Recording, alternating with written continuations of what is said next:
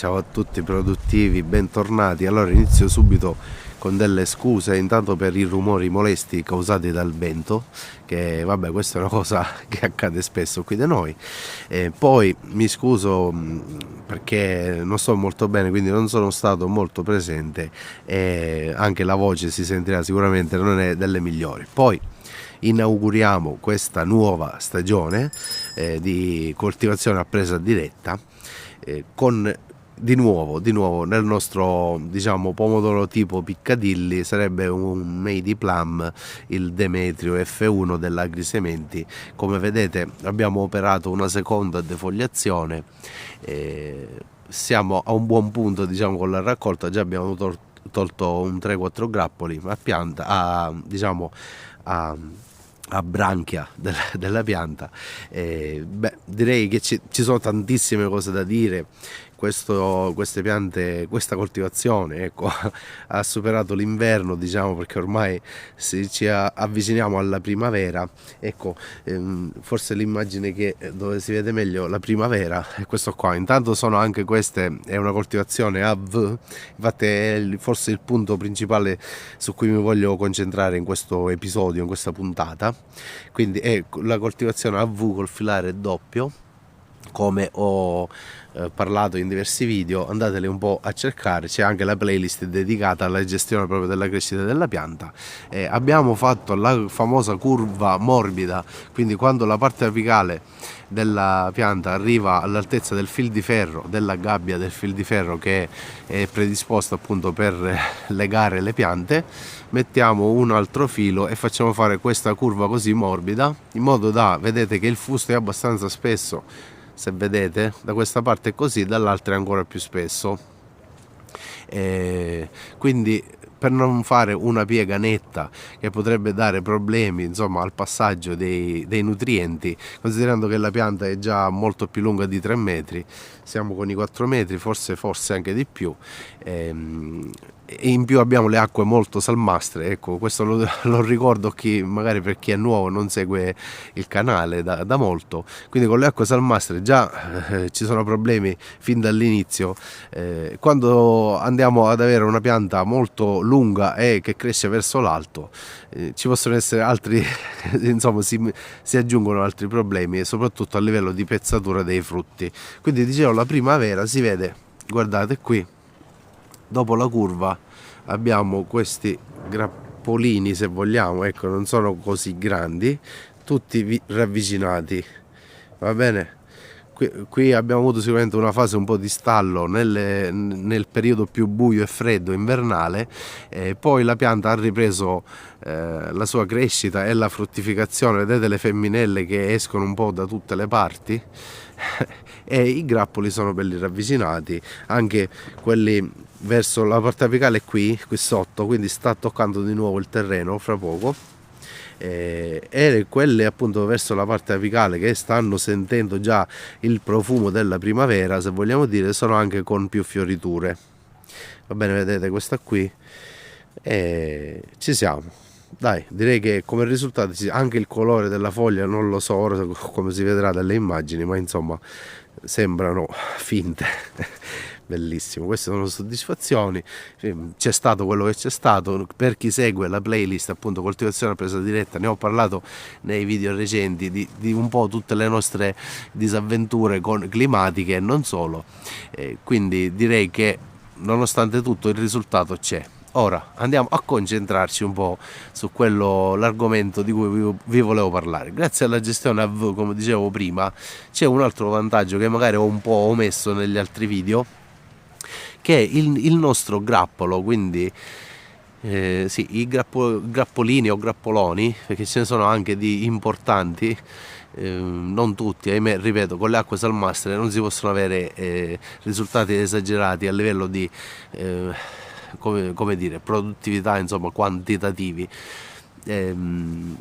No, non fanno il famoso gomito, ok? Non fanno il famoso gomito. Se forse già colpo d'occhio lo avete notato. Perché? Perché abbiamo il fusto che è inclinato, giusto? I fusti sono inclinati in obliquo. I grappoli quindi tendono a scendere abbastanza in maniera regolare. Se andiamo a vedere, sono un po' tutti così. vedete? Senza gomito. Direi che è una cosa, ora magari guardando meglio, vedete, questo qui ha fatto un po' di gomito, vedete, ma non è una cosa che ha compromesso la grandezza, diciamo, della pezzatura, ok? E via discorrendo.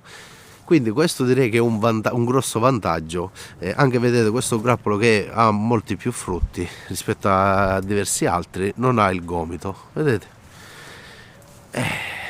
Ovviamente i problemi ci possono essere lo stesso, qualcuno potrebbe addirittura cadere da solo quando si fanno troppo grandi. Questa è una cosa che succede magari quando si va a operare nella pianta per la sfemminellatura, defoliazione. Sono cose che possono accadere sempre, però diciamo che così siamo un po' più avvantaggiati sotto questo punto di vista. Non è da poco, è da tenere in conto, da mettere in conto. Qui ora, se andiamo a guardare anche meglio un po' i fusti delle piante, li abbiamo messi non solo a V ma anche in maniera un po' obliqua, vedete, per allungare ancora lo spazio, diciamo, della pianta fino ad arrivare al fil di ferro. Bene, penso di aver detto ecco, una cosa importante appunto che avevo trascurato di dire negli altri video. Ora aspetteremo qui i risultati, i figli dell'inverno. Ecco, questi pomodori, ad esempio, come questo grappolo qui, quelli che già stanno per maturare, questi sono proprio figli dell'inverno, quindi che hanno allegato, sono state impollinate, le fioriture sono state impollinate in inverno e matureranno in primavera. Sicuramente saranno quelli più buoni, quelli più succulenti, più concentrati, più dolci in assoluto. Questa è una cosa, per chi segue il canale, il nostro operato, sa che questo è il massimo, insomma, che raggiungiamo noi a livello di qualità dei frutti. Proprio a fine inverno, inizio primavera ci sono i risultati che stupiscono. Poi la primavera cosa vuol dire anche in qualsiasi coltivazione di pomodoro, penso, non qualsiasi ma in quasi la totalità delle coltivazioni di pomodoro, vuol dire tuta assoluta. Ma come avrete già sicuramente visto con un occhio attento, la stiamo controllando abbastanza bene. Questa secondo voi è tuta assoluta o è minatrice? Non lo scopriremo mai.